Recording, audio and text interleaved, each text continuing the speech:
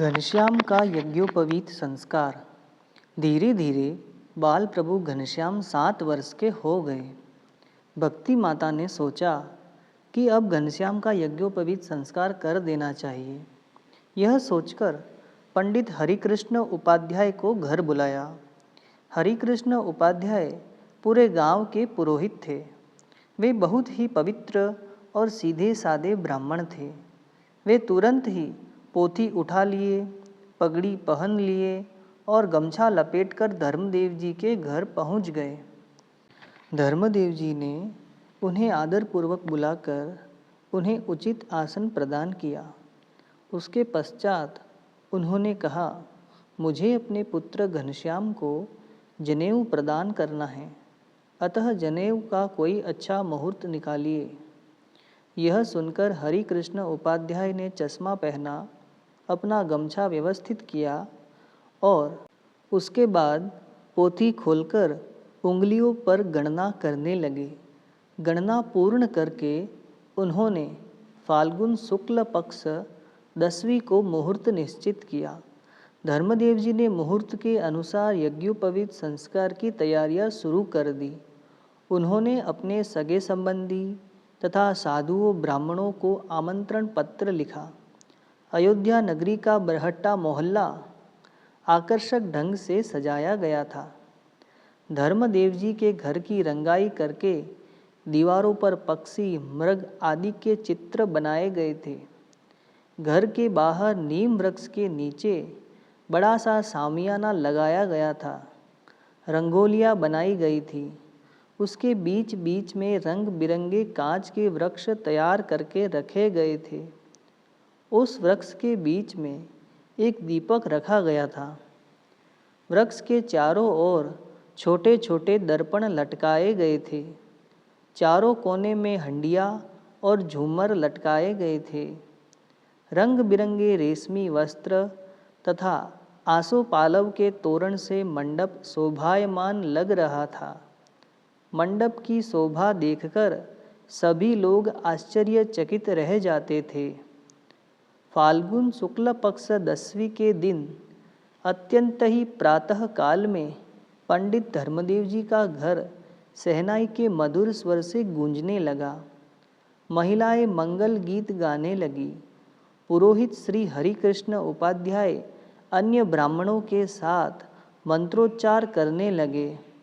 यज्ञ में आहुतियां देकर उन्होंने घी, जौ, तिल आदि डालकर अग्नि प्रकट की। पुरोहित ने घनश्याम को संकल्प कराया। रामबली नाई को बुलाकर घनश्याम का मुंडन कराया गया। तत्पश्चात स्नान कराकर उन्हें पीतांबर पहनाया गया। अब बाल प्रभु घनश्याम यज्ञ मंडप में आए और माता पिता का चरण स्पर्श किए। जब घनश्याम ने यज्ञ में आहुतियां दी तब आकाश में देवता दर्शन के लिए पधारे। उन्होंने आकाश से पुष्प वर्षा की। गुरु मंत्र प्राप्त करके घनश्याम ने ब्रह्मचारी का वेश धारण किया। उसके निमित्त मूंज की मेखला धारण की, हाथ में पलाश का दंड और भिक्षा पात्र ग्रहण किए। उसके बाद माता पिता से भिक्षा दान प्राप्त करके उसे पुरोहित को अर्पण किया। इस समग्र विधि के दौरान दोपहर का समय हो गया। घनश्याम को जनेऊ पहनाकर उन्हें बटुक का वेश धारण कराया गया। दोपहर ढलते ढलते बरुआ दौड़ाने के लिए बाल प्रभु घनश्याम गांव के चौक में आए। सबसे आगे घनश्याम और उनके मामा वसराम भाई, उनके पीछे धर्मदेव जी और अन्य सगे संबंधी तथा सबसे पीछे मंगल गीत गाती हुई स्त्रियां। वे सभी चौक में उत्तर की तरफ खड़े थे। सभी लोग सोच रहे थे कि अब बरुआ दौड़ेगा और मामाजी घनश्याम को पकड़कर लाएंगे। लेकिन घनश्याम के मन में कुछ अलग ही विचार था। उन्होंने सोचा, मुझे अनंत जीवों का कल्याण करना है, इसलिए ऐसा दौड़ूंगा कि सीधे हिमालय के जंगलों में जा पहुंचूंगा। उसके पश्चात हिमालय से निकलकर सभी स्थानों पर लोगों का उद्धार करने के लिए विचरण करूँगा। इन्हीं विचारों के साथ घनश्याम दौड़ने लगे और वसराम मामा उनके पीछे दौड़े। मामा जी बहुत दौड़े परंतु घनश्याम को पकड़ न सके। जब वे थककर चूर हो गए तो घनश्याम की प्रार्थना करने लगे कि हे घनश्याम, पकड़ में आ जाओ, वापस लौटो और मेरी लाज रखो। तुम चले जाओगे तो माता पिता को बहुत दुख होगा। तो हम ये इस चित्र में देख सकते हैं कि घनश्याम आगे दौड़ रहे हैं और मामा जी उनके पीछे दौड़ रहे हैं, लेकिन पकड़ नहीं पा रहे हैं।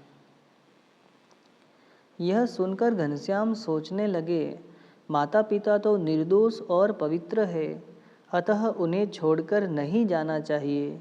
यही सोचकर वे वापस लौट आए। वसराम मामा बहुत प्रसन्न हुए।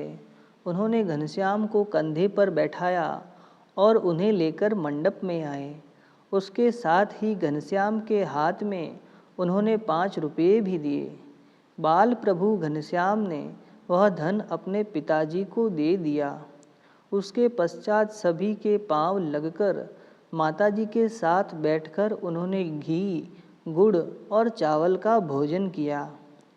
उक्त अवसर पर धर्मदेव जी ने ब्राह्मणों और साधुओं को वस्त्र और दक्षिणा देकर उन्हें विदा किया। गांव के प्रत्येक व्यक्ति के घर जाकर मिठाइयाँ बांटी गई। चारों ओर घनश्याम और उनके माता पिता का जय जयकार होने लगा।